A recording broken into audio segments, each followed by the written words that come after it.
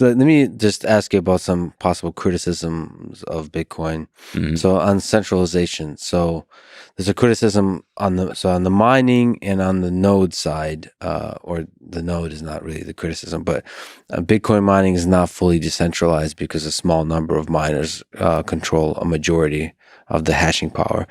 I looked it up. There's 10,000, 15,000, whatever the number is, of computers that are full nodes, that have the full, that are actively connected to the network. So you could argue that's decentralized because it's global, it's all across the world.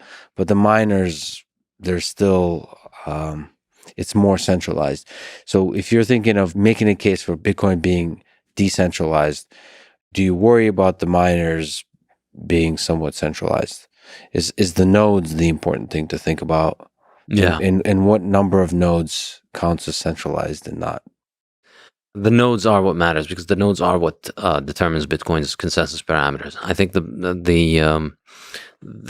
best way to think about it is that miners simply sell a commodity to the nodes, and that commodity is Bitcoin blocks. So what a miner does is they solve the proof of work problem. So they keep operating their computers until they can get a solution to the problem.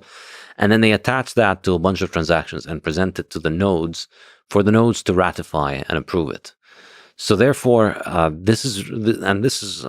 strongly recommend people learn about the 2017 block size war to understand why miners don't control Bitcoin. I discussed this briefly in my Bitcoin Standard, but there's a recent book that discusses this in detail called The Block Size War by Jonathan Beer. It's a great description of, in 2017, essentially the miners thought that they could control Bitcoin. There was one mining company that produced the majority of the machines that were on the network, and they and their allies had a control of the machines that were out there, and they controlled the majority of the hash rate, and they thought that they could change Bitcoin's they could change Bitcoin's block size, which is a tiny little detail, technical parameter. It's not even all that big of a deal for the economics of it. But they thought that they could pass this change, they could force this change on the network. And the members of the network rejected it, and they weren't able to do it. So the nodes are what is sovereign. The nodes are what determine the rules of the game.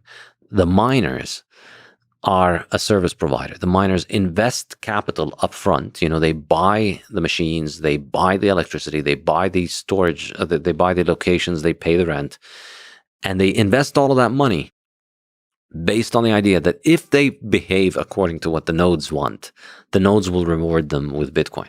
So the miners are in no position to dictate terms for anyone. They've put up their capital up front, and they will only recoup it if they do what the nodes want.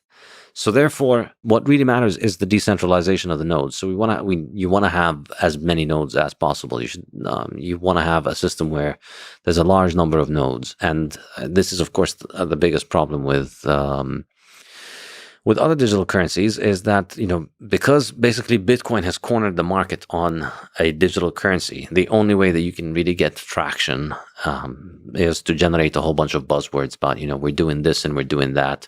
And so other digital currencies are optimized for bells and whistles and buzzwords.